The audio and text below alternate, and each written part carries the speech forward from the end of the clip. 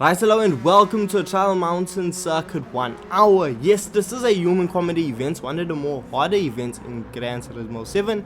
And today, with this video, I hope to just make this event a lot easier for you. So, first things first, what does this event require? So, you are going to need a BAC Mono, one of the sportier vehicles that doesn't really get enough attention in this game. So, this vehicle, you can purchase it from Brand Central. Now, once you have your BAC Mono, there are a few restrictions for this event. So, this event requires you to have a maximum of 304 brake horsepower or less in your BAC Mono.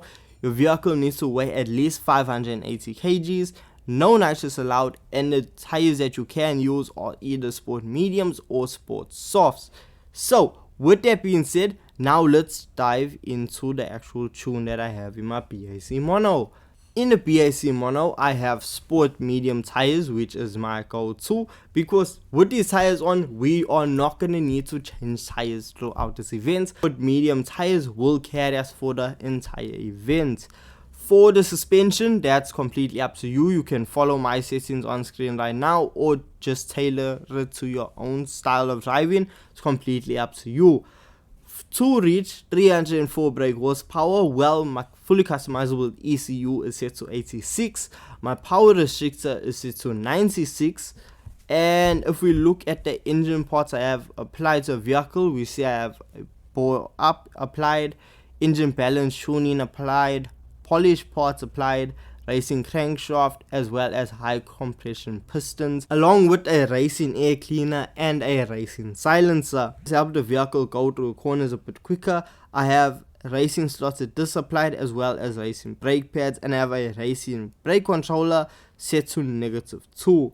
And you can't forget about the transmission. I have a racing clutch and flywheel and a fully customizable racing transmission set to 270. I have no adjustments made manually. So this is the setup that I use for my BAC Mono and that I saw first place in. So with that being said, let's dive straight into the event. So when running this event, I actually had to change up my strategy, because at first I decided to just set the vehicle over to fuel map level 4 and leave it there for the entirety of the event and seeing what outcome I would end up with. And it was quite difficult to make ground on the opponents, and that's because we actually saw the AI running lap times around the 2-minute 4-second mark a lap, and with me having a vehicle set on fuel map level 4, it was not able to reach that mark, because we see I was averaging lap times around the 2-minute 6-second mark, which means I was not gonna make up any ground on the people in first, second or third. So I needed to go back to the planning board and change it. So on fuel map level 4, I did eventually manage to get all the way up into third position. But I decided on lap 11, when I saw first and second place going into a pit, I will follow them in. So I dove into a pit quite a bit later than first and second position, and I filled the vehicle up 100% of the way. And when I came out, the fuel map that I then ran was 4 around the corners and fuel map level 1 on the straightaways. I found that this was the best setup to both save fuel as well as get the full power output of the BAC Mono.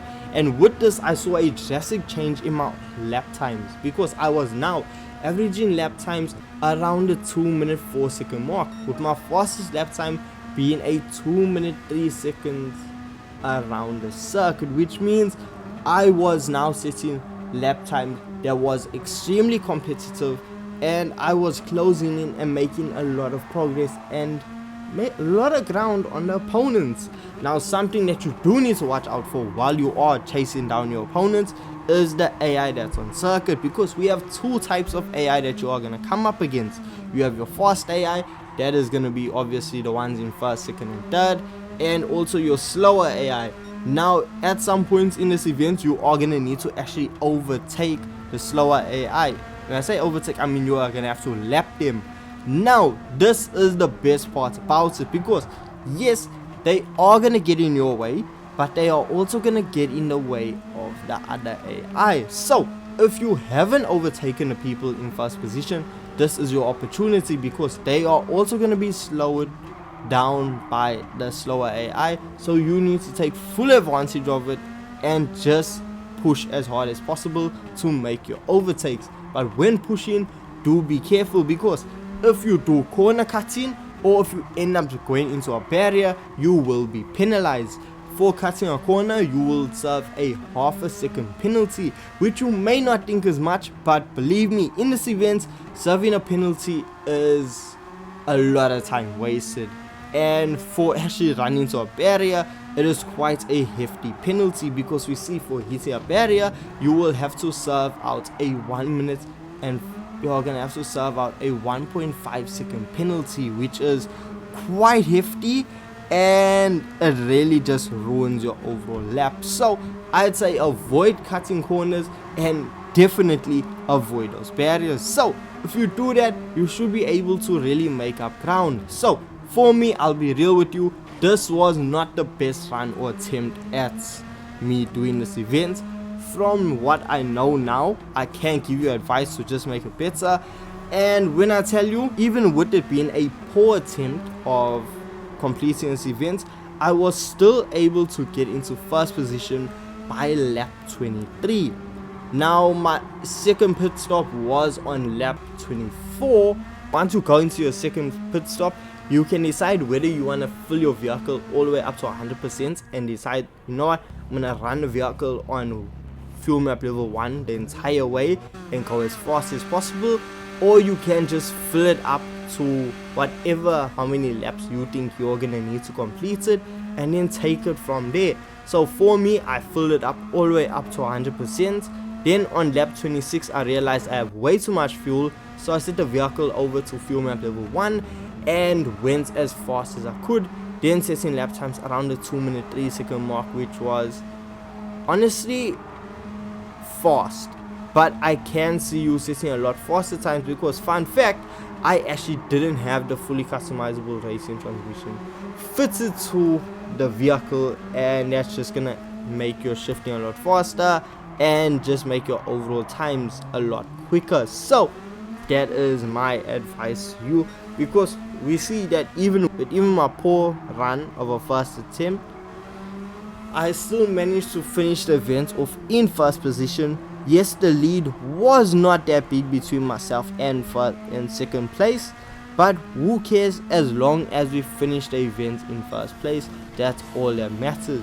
And when I did finish the event, I did end off with 1.2 million credits being deposited into my bank account. So that was fun, and honestly not as difficult as the Miata events around Tsukuba circuit, but it was still a good event. There was no weather that played any effect into it. Main thing you need to put your focus on is your fuel strategy. How are you gonna run your vehicle? What fuel map are you gonna use? So once you bang that out, you are gonna be good to go and honestly enjoy an easy race. So with that being said, remember, fuel map level 1 on the straightaways, fuel map level 4 on the corners, sports medium tires, and that is you good to go. So let me know in the comment section if this video is helpful, if it helped you out. And with this being said, thank you so much for watching, thank you so much for your time, and I'll see you guys in the next video.